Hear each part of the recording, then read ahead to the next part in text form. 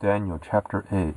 In the 3rd year of the reign of King Belshazzar, a vision appeared to me, even to me Daniel, after that which appeared to me at the first.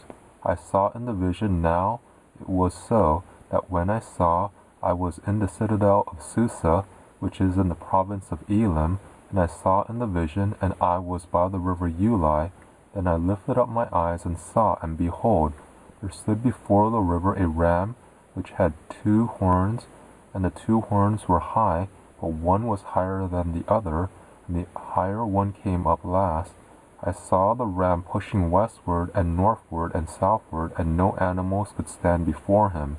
Neither was there any who could deliver out of his hand, but he did according to his will, and magnified himself.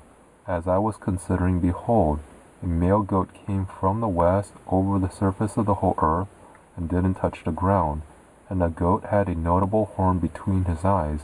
He came to the ram that had the 2 horns, which I saw standing before the river, and ran on him in the fury of his power. I saw him come close to the ram, and he was moved with anger against him, and struck the ram, and broke his 2 horns. And there was no power in the ram to stand before him, but he cast him down to the ground and trampled on him, and there was no one who could deliver the ram out of his hand. The male goat magnified himself exceedingly, and when he was strong, the great horn was broken, and instead of it there came up 4 notable horns toward the 4 winds of the sky. Out of the one of them came out a little horn which grew exceeding great toward the south, and toward the east, and toward the glorious land. It grew great even to the army of the sky. And some of the army and of the stars it cast down to the ground and trampled on them.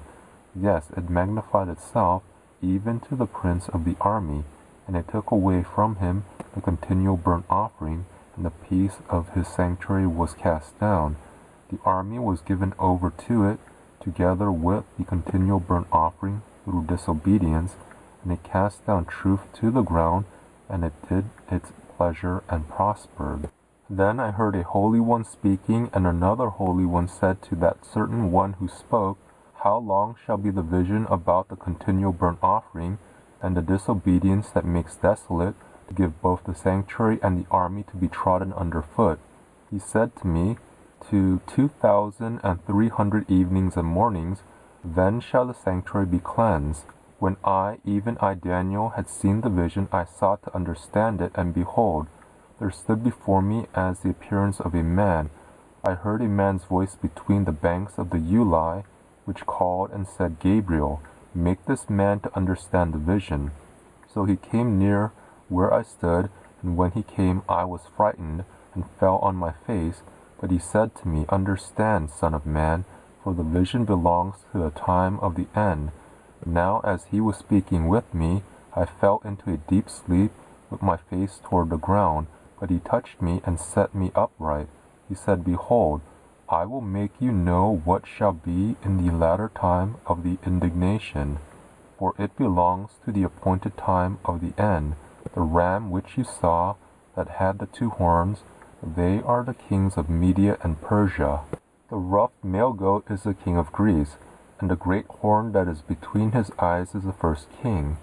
As for that which was broken, in the place where 4 stood up, 4 kingdoms shall stand up out of the nation, but not with his power. In the latter time of their kingdom, when the transgressors have come to the full, a king of fierce face and understanding dark sentences shall stand up. His power shall be mighty, but not by his own power, and he shall destroy wonderfully, and shall prosper in what he does. And he shall destroy the mighty ones and the holy people. Through his policy he shall cause craft to prosper in his hand, and he shall magnify himself in his heart, and he shall destroy many in their security. He shall also stand up against the prince of princes, but he shall be broken without hand. The vision of the evenings and mornings which has been told is true, but seal up the vision, for it belongs to many days to come. I, Daniel, fainted, and was sick certain days. Then I rose up, and did the king's business, and I wondered at the vision, but no one understood it.